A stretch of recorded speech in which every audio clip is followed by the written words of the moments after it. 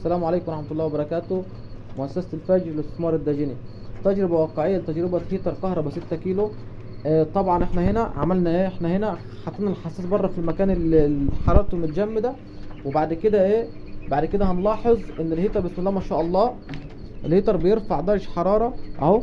ناخد بالنا كده، ناخد بالنا لحظات والهيتر هيبدأ يطفي. خلي بالكم في مسافة كبيرة ما بين الحساس اللي هو في ايده اهو، احنا مطولين الحساس والهيتر مسافة فرق يعني مسافة شاسع.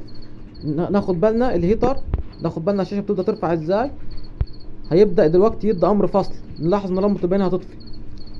ده عنبر يعني صغير شوية حوالي 20 متر، بس الليتر ده بيكفي المساحات يعني 35 متر و40 متر، لتر 6 كيلو. بس هنا العميل طلب ان الليتر يكون حجمه اكبر من حجم الاوضه. تمام.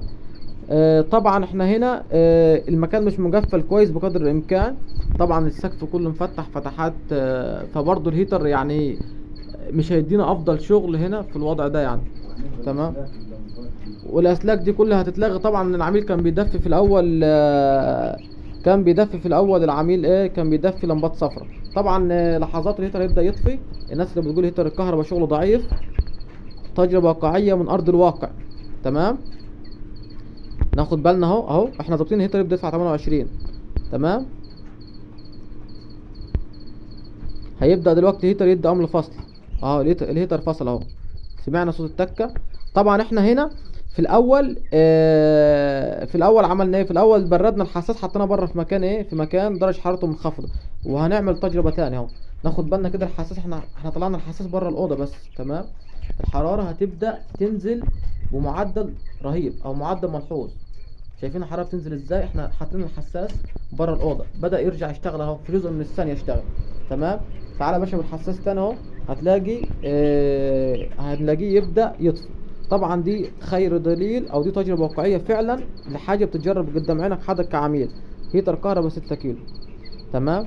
طبعا احنا اختصارا للوقت، طبعا الهيتر احنا في الاول كنا حاطين الحساس ده جوه البطاريه. احنا البطاريه هنا، وضع الهيتر هنا في العنبر ده غلط، لان الهيتر موازي للبطاريه وده غلط. فالهيتر هنا بيبدا يطلع هواء سخن يتوزع في اركان الاوضه الساقعه. يعني الهواء السخن يبدا يخش على اماكن الهواء الساقع والمنخفض. فبعد كده يبدا بعد كده حتى ما يبدا الحراره توصل للحساس. طب ورغم ذلك الهيتر بسم الله ما شاء الله فعاليته ممتازه اهو. بدا فصل تاني مع نفسه. تمام. ده هيتر كهرباء 6 كيلو، ده يكفي لتدفئة عنبر مساحة 35 متر ل 40 متر. طبعا هنا برضو فتحة تهوية برضو كبيرة يعني مش صغيرة. لكن الحمد لله أداء الهيتر فوق الممتاز.